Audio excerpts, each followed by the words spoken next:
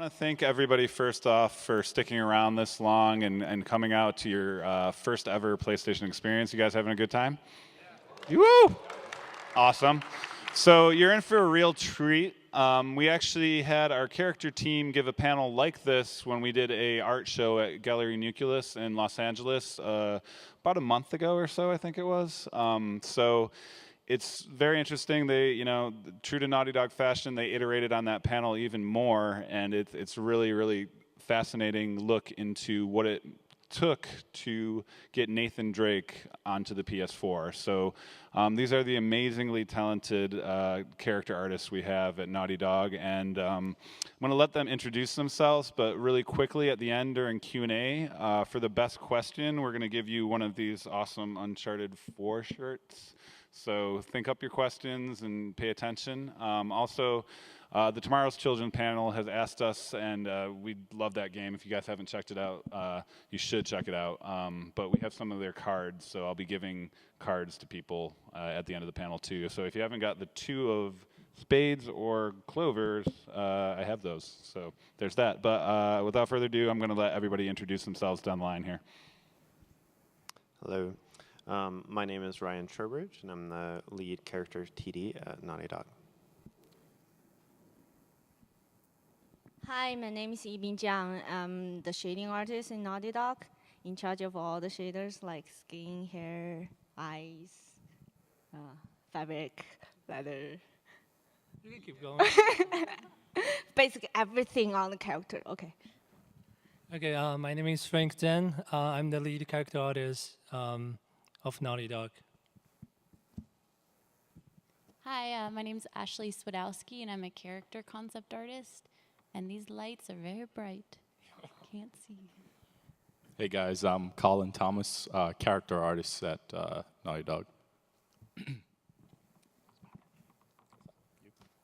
do we want? We're gonna start. Or are we just jumping in? Let's just start. Can we maybe like dim those lights just a little? I can't. I'm seeing spots. Everybody's face is just a spot. You just need to talk. Oh, okay. Do what? What do I do? To talk louder?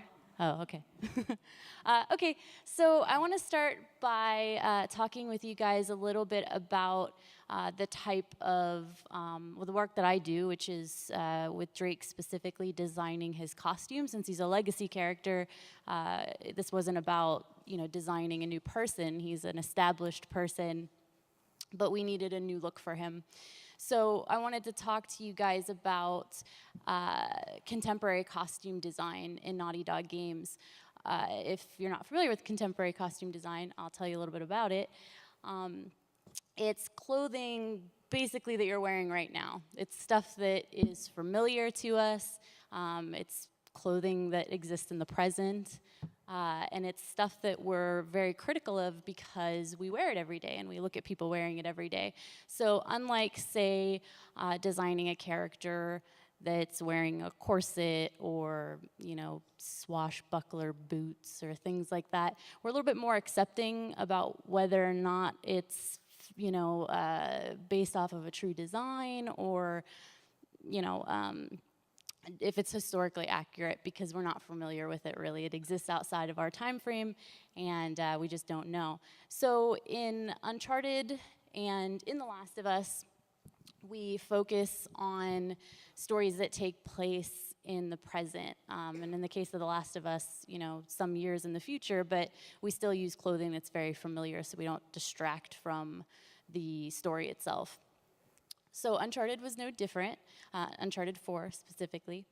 I want to ask you guys, when you think of movies like The Bourne Identity or characters like Jason Bourne or Luann from No Country for Old Men or Selena from 28 Days Later, can you guys picture in your head what their costumes look like?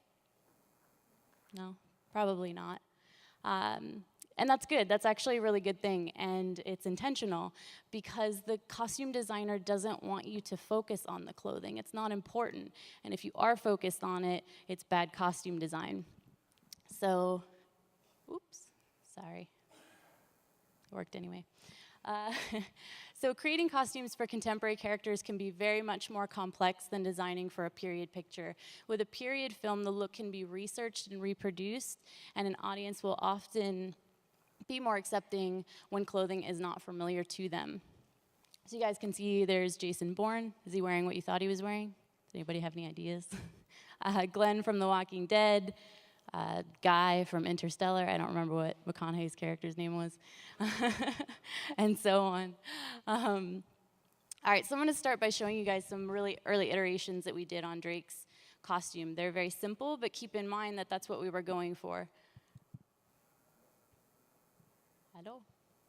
No, that's the wrong slide. What happened? I'm going to go here. I'm clicking that one. There we go. There he is.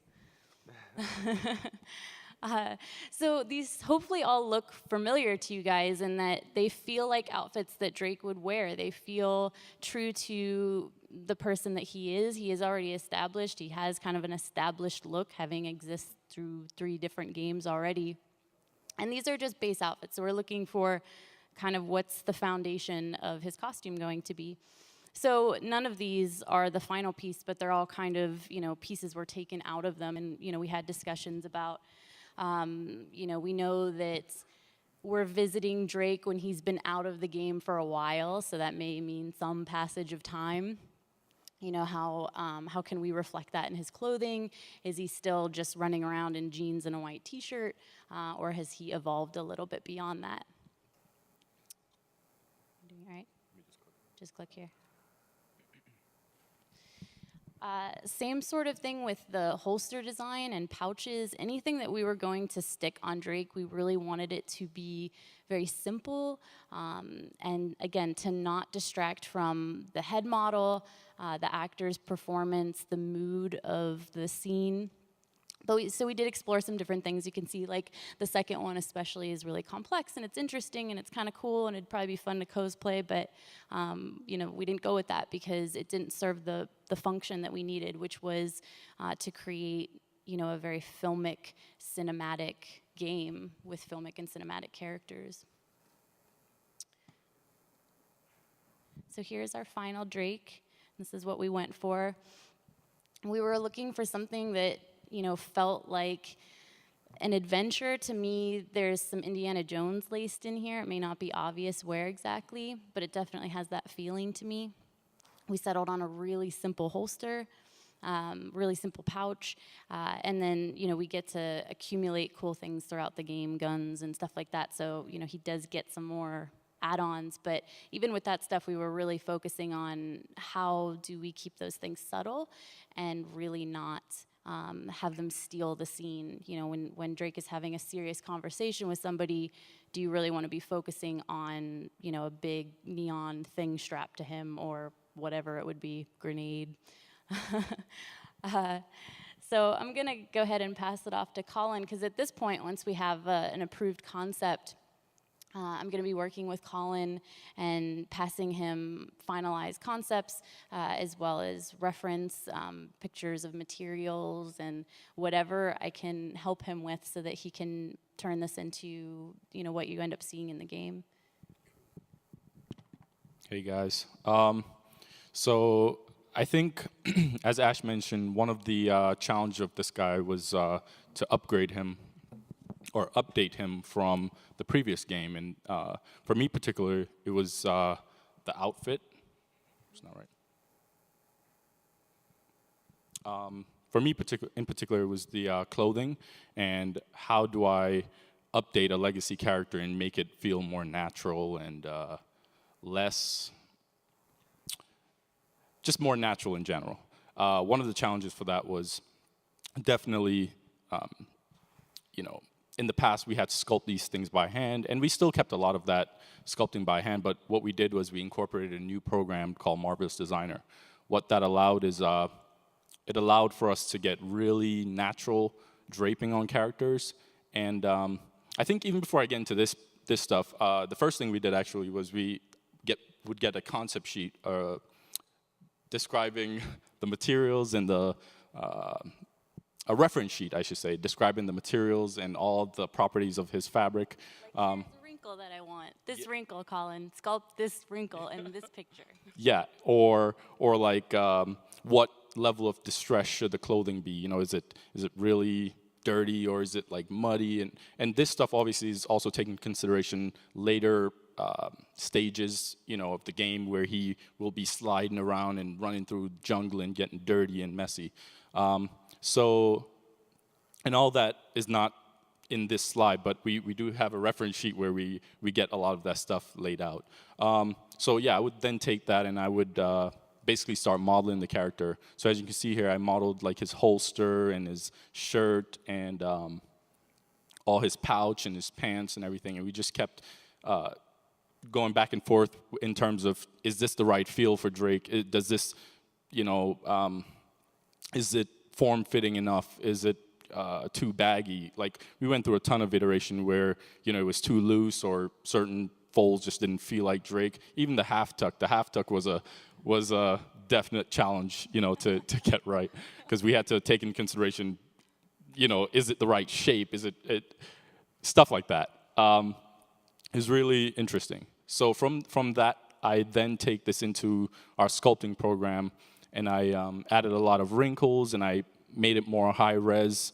You know, I added, you know, all the little details like the on the holster you have like the little holes, and you know, just everything in general to try and get the materials to feel right. So here a thing that we did also was that you don't see a lot of detail in terms of the fabric detail, and that's because we had another process that came on board like as we were developing Uncharted 4 in general. In the past, we would normally put a lot of the fabric detail and stitching in the actual sculpt, high-res sculpt, but instead this time we decided to do it through shaders, which gave us higher res textures, it gave us higher res fabric details and stitches that we couldn't have in the past. So here's more shots of the clothing, and this is his full body, and again you can kind of see like we took in consideration the folds on his clothing, and you know, is it too tight? Is it the right, you know, level of detail for Drake in terms of like, does these folds fold weird in certain areas, and just things like that. Like even the fold on the back of his shirt was intentional. And if you look back, if I could go back on the original concept, like a lot of that stuff was defined in the concept, and we took that into consideration. We're very concerned with folds. A lot of our time is spent talking about folds. Also, when we're doing this, we need to take consideration because for the later pipeline, it will be rigging. Yeah. And yeah, absolutely. So rigging, which he'll get into later, we have to consider certain things like, are these folds, because initially this had a lot of folds around the knee area, and we have to take in consideration, you know, what that would look like once he start bending and moving around. So, and around the arms, and just in general, everything had to work for rigger, which is the next person in the pipeline. So let me move on to another. So here I'm showing actually some of the details on the stitches that I mentioned earlier. Our shader artists actually did a lot of that, but we as character artists had to set up the models to make sure it's able to do that. But you can see like we have a lot of control in this, how small the stitches are in general. You see here. Before, if we really compare with last gen, how did they do their texture work? All this detail, they will basically paint it into the diffuse, which is the color map. Right. And for the next gen stuff, we'll be able to get more detail because we can basically separate that in a very small map. Right. And it's tieable as well. So, go ahead. Right. Yeah. So a lot of that stuff we were definitely able to handle in shader as opposed to sculpting it into the high res, and that helped a lot to maintain from as it goes in game to cinematic the same level of detail. So nothing drops in terms of detail level once it gets into the game. So I'll go on to the next slide. And this was definitely represented all over. Like you can see on the holster, we have stitches along, you know, and our shader artist will get into more how she went along making that stuff. But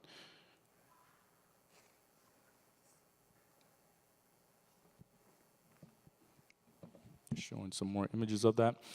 This is in Maya actually. In yeah. game it will look better. Yeah, this is actually in Maya, which is our 3D package. But when it goes in the game, should look more like this. And this is, what the final result of, her shading on the clothing and the modeling that you saw earlier, all the stitches. It's stuff that you don't really see at this level, but once, the camera gets close up on the character, you'll be able to see all that small fidelity. And it helps from a distance, I think, too, just in general. So from here, I'll pass it over to Frank, who handled a lot of the facial sculpting on Drake and all that stuff. So. Hey guys, so my job basically, my task for Drake's is I overseeing and help developing the final look of Drake. And mainly, Colin is helping and focus on the outfit part of Drake. And at the meantime, I was doing the facial sculpting, the expression, the wrinkles, and the arms as well. And we all work on the hair together. So this is one of our render in our game engine, just a screenshot. But I can't really zoom in right now. But if I zoom in, you guys can see all the detail on his outfit, holster, skin pores on his face as well. So today I'm going to show you guys, first I'm going to show you guys the detail of the arms that we sculpt and the texture on the top and the final in-game shots of the arms. And also we did different poses because sometimes when you bend your wrist or you holding your fist, like your knuckles will pump out, all that kind of detail, we need to put it on a different map. So when Drake's actually punching people or holding a fist, you can show more detail on the top of it. And then I'm going to show you guys how did I upgrade the Uncharted 3 Drake to Uncharted 4. We will have like a side-by-side compare, and you guys can be the judge of it if he really looks like Drake or not. And then we'll show you guys the detail, how do we sculpt from the base mesh of the head to all the skin pores, wrinkles that we have. And I will show you guys as well the wrinkle, actually the expression and wrinkles on the top of the, there will be 2 videos that I'm going to show you guys. And finally, I will show you guys the promotion shots of the E3 Drake that we did a while ago. So let's start it with the detail of the arm. Let me just click. Okay. So we sculpting all this in a program called ZBrush. ZBrush help us we can basically do all the detail that we want. You can see like all the skin port, all the vents that we have. This is just a sculpting shot, and without any color on the top of it. So you can see what I mean by when you're holding a fist, the knuckle part will pump out a little bit more, and when you get it flat, you can see all the veins, like this part, like the bone part on the top of it. And when you bend your wrist, you can see like the wrinkle just folded on the top of the skin. Let's go to the next one. So this is one of our just in-game, we just basically imported our arms in-game and put the maps in. For sure, Ebin did a fantastic job on the skin. So this is one of our final result of Drake's arm. And this is another close shot. You can even see like the detail that we put on, like around his fingernail is some crack, there's some damage. We try put all the detail in to show you guys the environment and the mood he's being in. And this is kind of our final render for the Drake arm. And you can see we will be able to even put all the arm hair on the top of it. And for the rigging side, Ryan, who's our lead rigger, will show you guys more interesting stuff on the hair, how the hair moving and stuff. So next, I'm going to show you guys, focus on the head of Uncharted 4 Drake. So this is just one of the render, but this you can kind of see what kind of detail can we get, and the anatomy improvement on the top of it. And okay, you can also see all the details on the hair, the eyebrows, and the stubble, the beard that we can be able to put in. Here is just a comparison with Uncharted 3 to Uncharted 4 Drake. This is just flat lighting. There's really no lighting in Maya. So you can see with no lighting, they both have no lighting. You can see the differences between these two. Obviously, I hope you guys will think Uncharted 4 Drake look more natural, look more realistic. But I'm going to talk about how did I, and here's some screenshot of just the sculpting part comparison. So you can see before Uncharted 3, we have some really sharp angle like on the nose part, on the brow bone and all that stuff. And in order to make a more realistic Drake, we need to basically smooth it out. But at the same time, we need to consider that when we upgrade Drake, he still needs to feel like Drake. He is already established character. He has his own feeling. He has own acting. You know, he has his own voice. You guys know him maybe better than us, since you guys are all fans. So at the same time, if we want to upgrade him, we need to basically take all this into consideration, and we cannot get too far away from the original model. And this is the challenging part, because I know this from a lot of other games. A lot of people, a lot of big studios are doing scans for their main characters.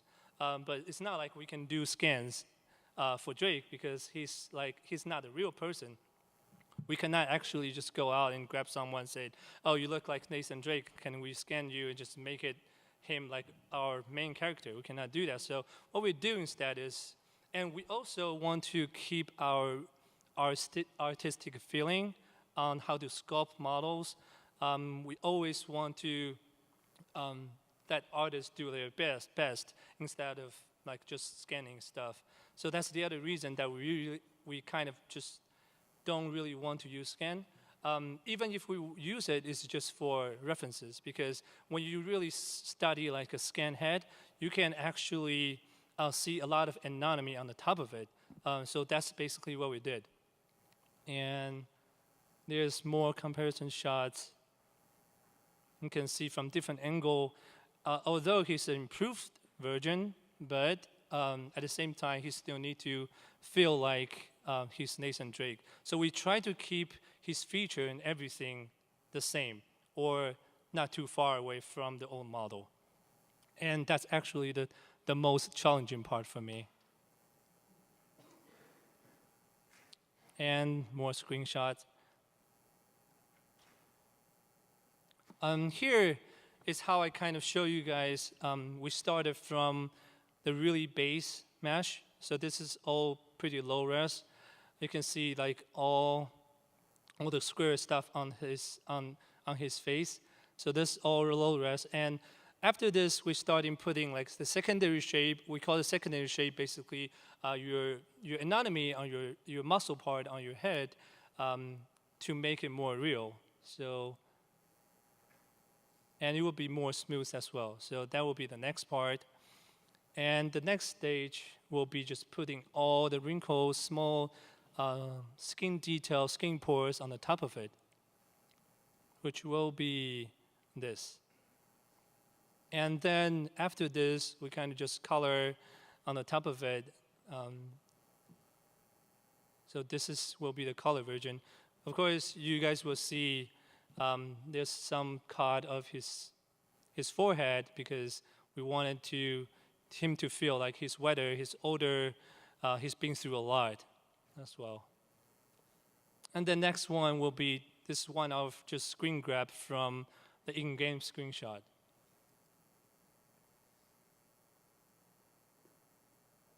That's the final, kind of final fidelity, the look, the detail that we'll be able to put it on Drake.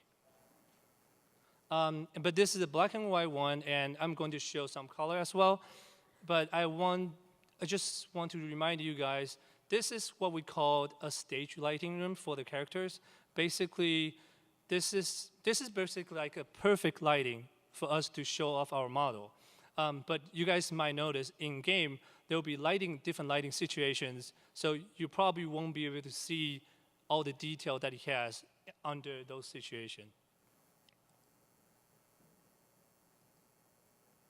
So here's the color shot and at different angle, so you can see all the detail that we'll be able to put on the top of it.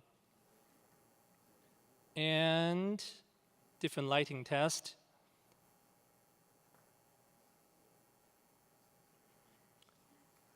So right now, we're going to show how do we do the wrinkle map on the top of it. So we'll show some expressions, and can we play the video, please? Okay, so you guys can see it's making some expressions, but at the same time, you guys can see how do we do, like for example, like the brown, like nose wrinkler that's kind of angry face that we called. You'll be able to we need to put all the wrinkles in between to make it feel more natural. And when you smile, you will have really a lot of wrinkles on the top of it. You guys seem really enjoying the expression. Anyway, this is kind of showing off how do we, like what kind of detail in the wrinkles that we put it on the top of a model. So when the Drake make the same situation, like same expression, you guys will see all the wrinkles on the top. Now, can we play the next video? So this is actually just in-game. So you guys will be able to see all the detail, sculpting detail, the wrinkles will be transferred into the game that we have.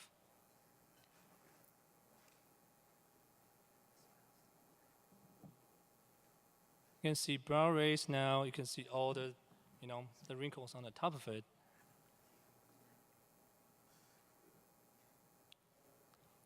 Okay, can we go back to the PowerPoint? Thank you. So the last one, I'm going to show you guys the promotion shots of the E3 trailer Drake that we especially made for the jungle Drake that we call.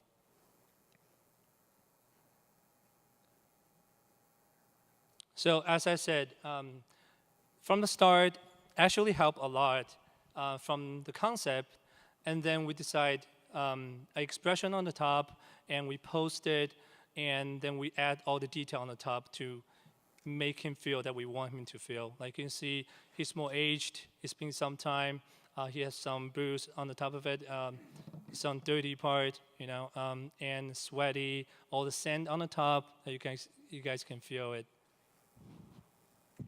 And chest hair. And chest hair, you guys can see that. More close shots. More close shots. As you guys can see, we'll be able to put like even the sweating feeling on the top of his forehead, which even help a lot. So at final, I'm going to show you guys the video that we'll be able to put out just for we call it the turntable of the next gen Drake. Can we play the video, please? And the next, we'll just give it to the very talented shading artist, Yibin Zhang. She will break down all the materials of next gen for you guys. Thank you.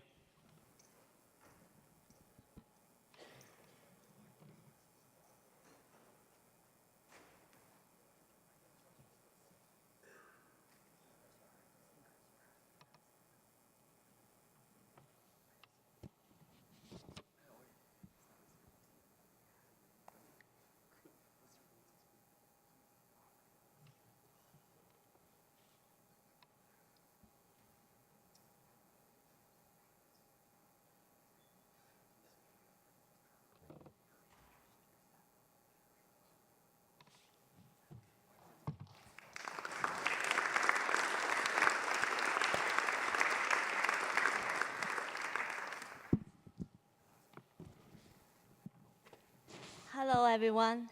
I'm Yibing. I'm working for all the shaders for Nation Drake. And to us, before I started to tell you guys what shading is, actually, I'm trying to ask you guys a question. Have any of you guys heard of the word texture? Raise your hand. Wow, a lot of smart people. So any of you guys heard the word shading? Raise your hand. Seriously? Really? Okay, anyone can tell me what shading is? Okay. She'll tell you. Okay, 大概.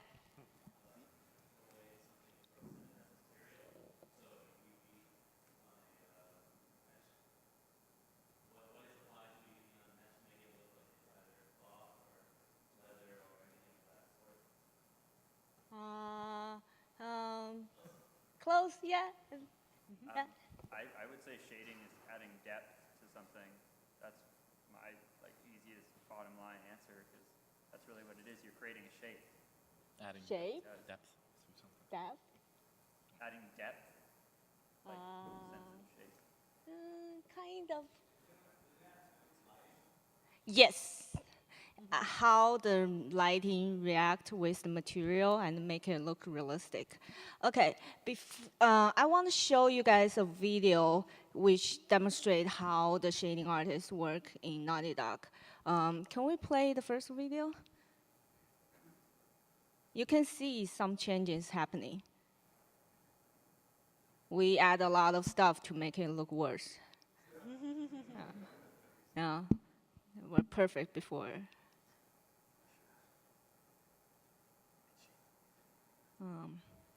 When the video play the second time, I can actually demonstrate what we put it on.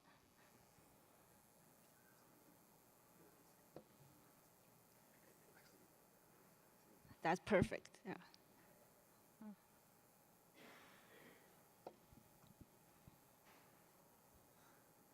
Okay, we start with really simple shader. It look like plastic, and we make it look like fabric, and it's go too fast. We add some sand, add some agents, add some details, stitches. Oh, yeah. Do you notice the land actually changed too? Like the mud, the water, and the sand, the dirt, the stitches. The same fabric details, aging, the sand, the dirt, the stitches. Okay, we add some subsurface. Look at the eyes, the reflection and the shadow of the reflection. Okay, we can stop the video now. Can we go back to the PowerPoint? Thank you. Not this one. Next one. Oh. Sorry. Oh, no. I don't know it. Click. Go down. I will click for you.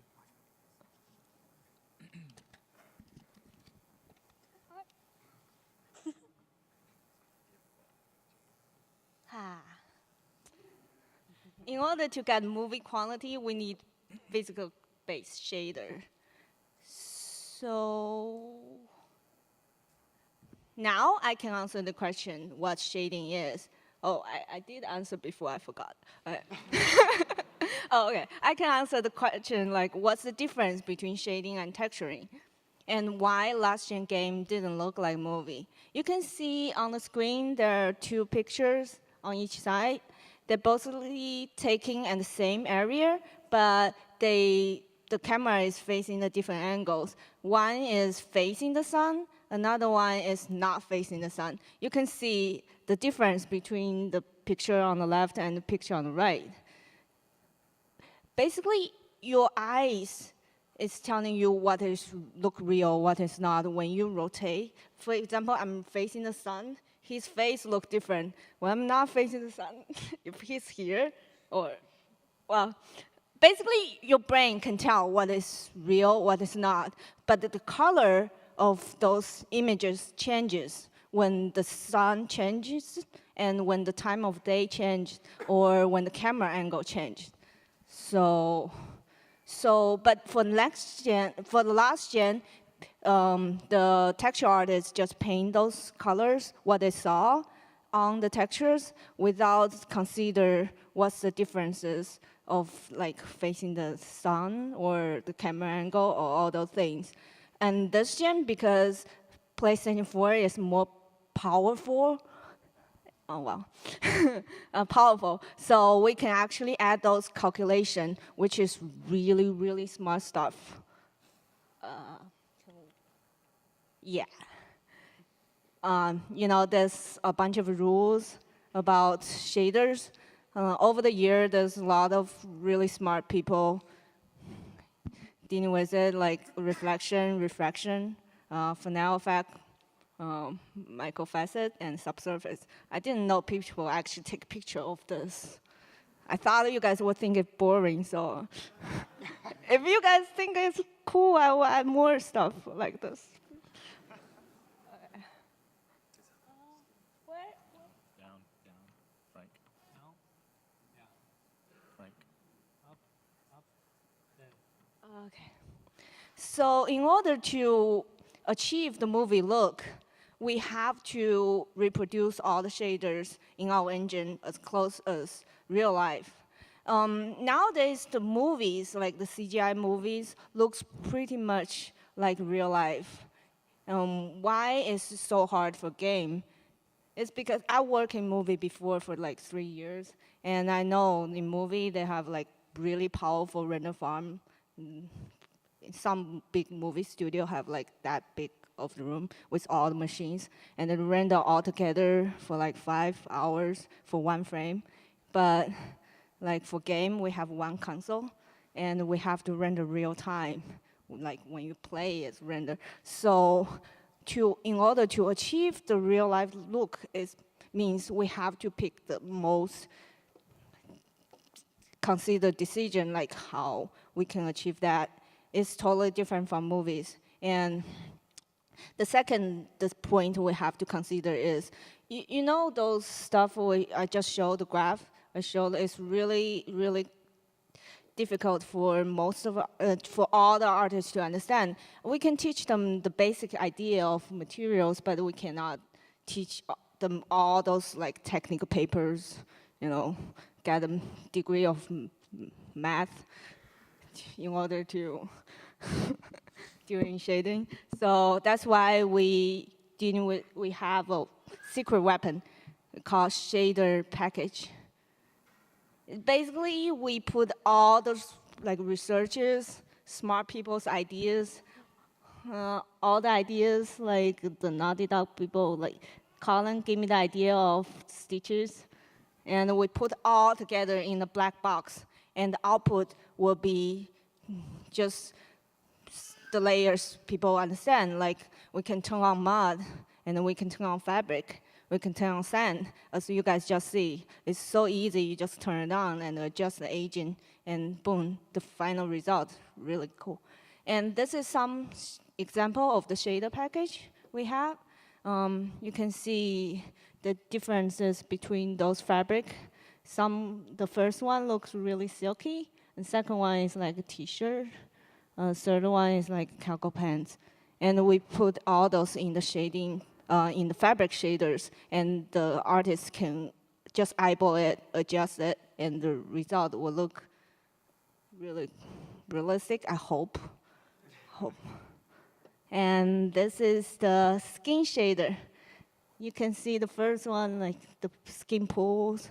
I know Frank has some details on the pores and stubbles and the wrinkles on the model, but beyond that, we have micro details which make you feel like skin.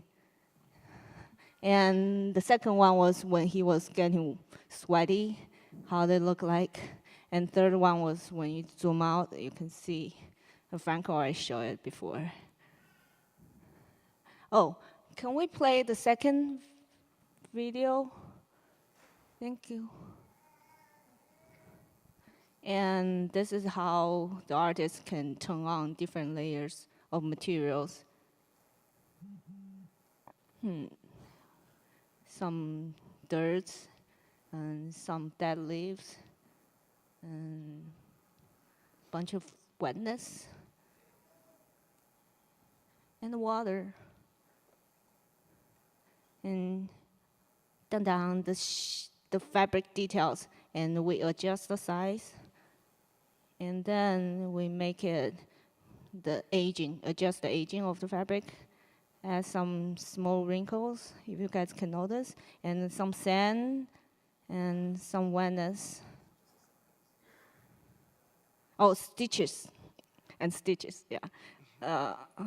The letters, we adjust the size of the letter detail, and add some wear and tear, and adjust the specular and turn on the stitches.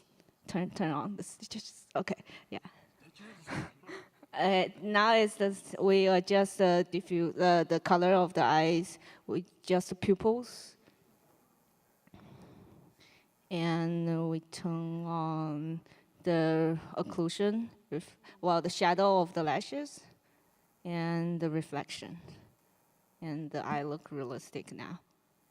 Okay, that's me. And the next will be the lead character TD. Will tell you guys how we make Drake move. Hello. So you can go ahead and play the first video. So as a rigger, I've mainly focused on working with other artists and trying to figure out how to make Drake move and make all the aspects of Drake move. So me and my team put joints inside of the models that will actually let Drake's arms move, his fingers move, his whole body move. And one of the other things that we do is we look for every aspect that we can try to make Drake feel like he's part of his environment and all the things that move. One of the next gen things that we wanted to try to look at is how could we make his shirt feel like it was actually alive and part of the environment. So here you can see that the wind is blowing on Drake's shirt. This wind is actually the same wind that's affecting the trees and Drake. So when the trees have less wind, Drake will have less wind, and when they have more, so will he. Next video. So I wanted to show you that Drake also has wind on his chest hair and on his collar, and you can actually see how the wind affects him there too. We went to that much detail. Take that, NeoGAF. Next video. We all know chest hair, needs to blow in the wind. That's next gen stuff right there. Here is the hair of Drake also blowing in the wind. Each individual piece of hair actually has its own wind. You can play that video again. And the wind that affects the trees, again, will affect his hair. You can replay the video just one more time. No. So it's a subtle thing, intentionally, kind of like as Ashley talked about. We want every little thing that we add to be subtle, but to add life to the character, but not go so far as that it will make the character stick out and feel unnatural. One of the interesting point this is actually the intensity of the wind also affect on Drake's hair. So when the when more get windier, and the Drake's hair will move more accordingly. So it's really cool tech that we have now. Yeah. All right, next video. So in this scene, Drake is getting thrown into the waterfall, and this enemy slams him up against the water. And this shows how the water actually affects Drake's hair. Not only when the hair leans over, the weight of his hair is actually leaning left to right by the gravity of his head leaning left to right. So you can actually see it's very subtle, but his hair is actually affected by even the position of his body and how his head's tilting left to right, and the shader on the hair also changes. So it looks like his hair's hanging down, so it's less poofy and more close to his head. Also get wet. yeah, got wet. I think Drake says something about that, something about Kitty got wet or something. Yeah. All right, next video. So in this part, I wanted to show off how the water actually affects his pants as well. It actually affects everything on him. So when he gets in and out of the water, it actually will affect the shader and make it more shiny and all the fancy stuff that Yibbing does to make it look awesome.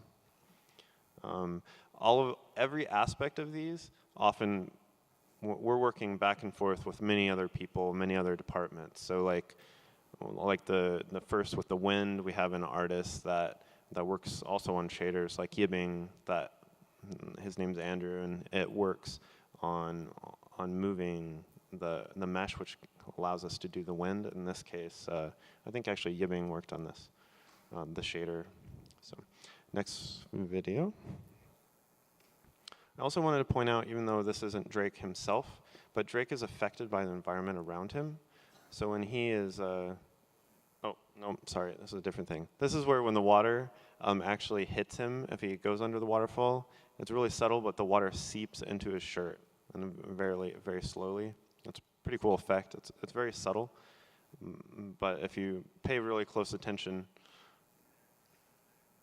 and you fly the camera up close, which you can't really do in game, but you can actually see as the water seeps into the shirt, which is really, really cool.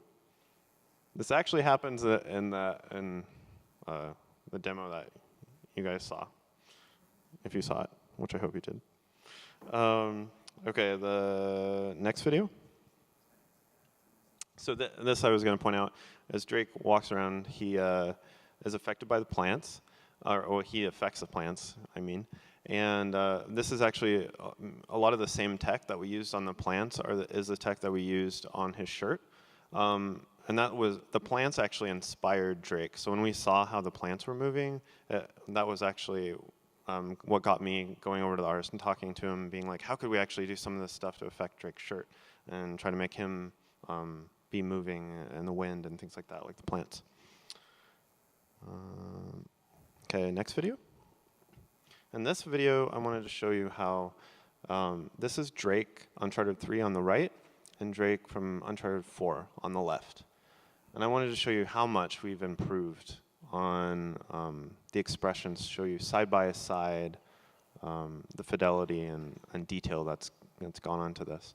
We've gone to great lengths to try to make it feel like his skin is more organic, more of him moves, and you can see how there's a lot more detail in the lips. You can see how even his cheeks are moving, and even moving his jaw left to right. You can see just how organic it feels compared to our last version. Next video. So this is a crazy amount of expressions that Drake can do. Uncharted 3, we had 120 possible face poses. In Uncharted 4, we have 850 possible face poses. It's impossible to show you every single one, well, except it's not, because I'm doing it now really fast. These don't always move the teeth, so some of them look funny. But these are all can be combined in various ways, and I'm going to show you that next. So basically, it has 8 times the detail of face poses I did from the last game, which is quite a bit. Next video. So here I wanted to show you more in detail, just slowly going through some of the poses. Here on the right is like a control panel that the animators would use to animate Drake. It's broken up into different areas to help the animators find controls quickly. And as you can see, as Drake's opening his mouth, it's affecting his neck, it's affecting his jaw. Here we're layering on some raising up the lips and lowering the bottom of the lips. All this is broken up into very distinct muscle movements, which is very similar to how a real human face works. We've went to great lengths to try to make it feel like it is possible for the animator to make every possible face movement based on facial, realistic, real-world muscle movement. And it actually helps in guiding us and how we can make Drake feel more and more realistic. We have this where many face poses combine, like that was combining keeping the lips closed while opening the jaw. You kind of saw this when Frank showed earlier. This is where now when we would do an extreme expression like a stressful expression like this, you can actually affect his neck. We previously had nearly no movement in the neck on the previous Uncharted. This is a more complicated facial pose to make, the shush pose. This takes an incredible amount of detail to get a pose like this to work. It may not always be appreciated, like if you were, but when you actually see a human talking, some of these things you need to be able to try to achieve them, but it's very difficult to get all that detail. And now on Uncharted 4 and with the power of the PlayStation 4, we're able to have so much more detail put into Drake.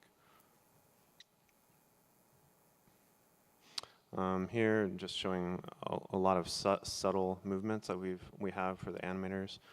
We have everything from just little nose movements to being able to puff up his cheeks, so it feels like maybe he's holding his breath underwater, or maybe just filling his mouth with a little air or something. Okay. So here we just have him lowering his eyebrows, raising up his eyebrows. All these subtle movements. You can even see all the detail in the brows.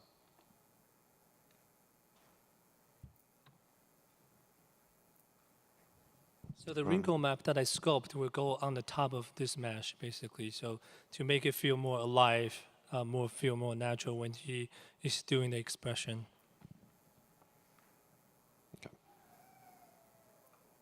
Okay, next video. I want to show this real quick. Basically, also when we move the eyes, the animators basically can move the eyes around, and all of the eyelid movement is automated. So it makes it very easy for the animators to get their initial pose, and they can even close the eyelids and then continue to move it around. You can see subtle movements of the eyes affecting the eyelids. All right, so that'll be the end of our talk. I'd love to show you a ton more, but we only have so much time. So if you guys have any questions, feel free to step up to the mic. Cool. We're going to have time for just a couple questions, unfortunately, here. Yeah, let's fire away here. All right, so I just wanted to thank you guys for your work. Drake looks great. And when I say great, I mean sexy. So my question is, when you're designing a character with Drake or any character you might have designed, is there a discussion on how attractive a character should or shouldn't be? This one? No. We'll definitely talk about, we'll have a lot of really detailed conversations about conventional beauty standards in games and, what makes somebody heroic versus not. So we definitely have those conversations. Funny story. I'm the first female concept artist to work on Drake, but I am not responsible for his low-cut Henley and his chest hair and his muscular pecs. That was actually Neil Druckmann that pushed that. So I just want to put that out. Someone's recording this? Sorry, Neil. Thank you.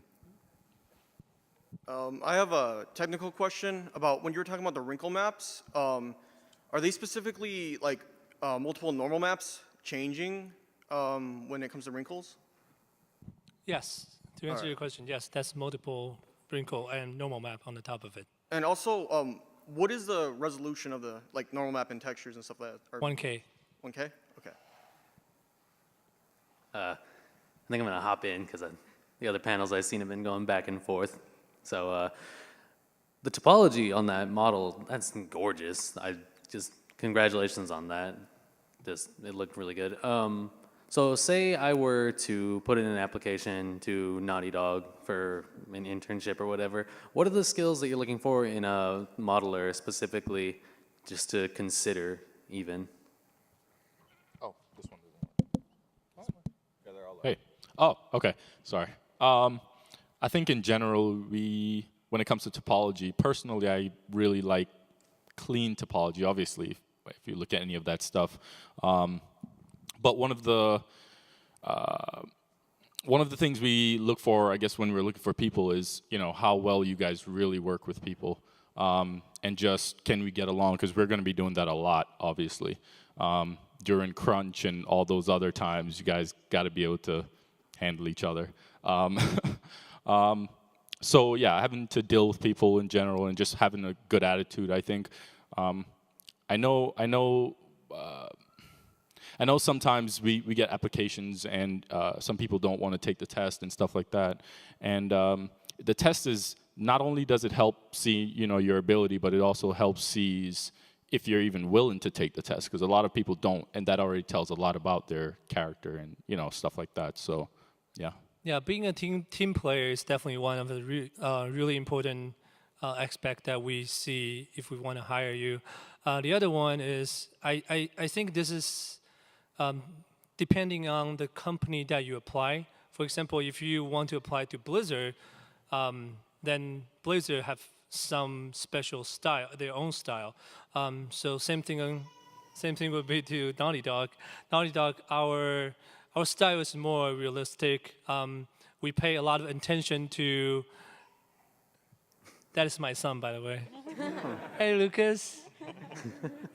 We pay a lot of attention to how you're sculpting, texturing the facial stuff, because that's what we really focus on. So if you really want to apply Naughty Dog, you need to have a really good anatomy base of your sculpting, and your detail on the top have to be top-notch as well.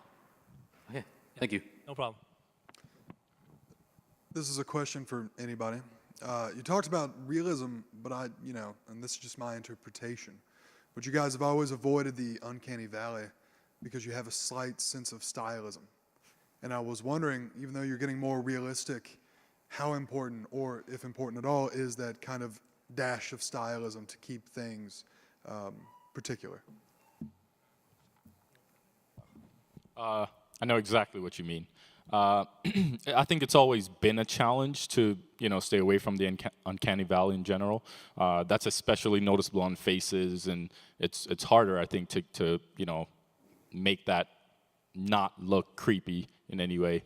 But I think being able to sculpt it, to a high realism in terms of, all the pore details and all that stuff, having good anatomy and stylizing the anatomy just slightly, not that it's, absolute photoreal, but just that it looked natural.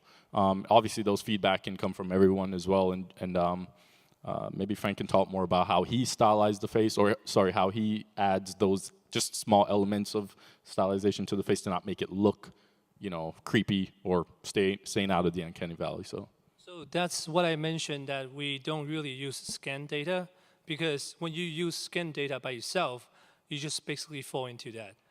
So what we ask for all our artists to do is we want artists to put in that artistic feeling of their own into our model. And that helps us a lot to give it a more stylized feeling into the realism that we're going to achieve. Cool. We have time for one more question on the left side. Andrew and everybody else in line, you can just come up towards the end and we'll field them. How often has art and design been inhibited by technological difficulties? Like, how have you had to scrap a lot of good design or art elements because you didn't have the technology to work with it? Or conversely, have you had to write tools to incorporate really good ideas? Colin will be the perfect one to answer this question. I think that starts obviously from the concept stage, meaning, are you going to add certain elements to the characters that we can't yet do? We obviously have to speak with riggers and make sure it's possible to be able to do that kind of stuff. Let's say you want to add a, I don't know, a jacket onto Drake. Like we need to know that we can, you know, rig it to move naturally and all these other things. So it starts from concept, then we have to make sure that people in the other pipelines can actually achieve it. But in terms of, there's a lot of things we can't do that we kind of have to scrap or rethink, you know, based on technology and stuff like that. So I think in general, and that affects everything, not just model in general, which is what we focus on most, but that affects the actual game design as well. You know, maybe there's some things that we just can't do yet. Like we want to make a mountain fall or something crazy. I don't know what's next in Uncharted, just saying. Yeah, so in general, it's always, you know, balancing act, so. To be more specific, Colin is really talented, and we basically developed one technical point that we can actually make the clothing moving feel very natural. But just because some of technical difficulty that we have, all those ideas, even though we can kind of we know exactly how to do it, but we won't be able to put it in the game. And sometimes it's really frustrating, but as an artist in Naughty Dog, you just need to always work with what you have, because as a character artist in Naughty Dog, they gave us a lot of freedom to develop what we want to apply on the character, and we're really lucky to be in this company, and we really appreciate what we can do for the model. Thank you. Awesome. So thank you, everybody, for coming out to this. PlayStation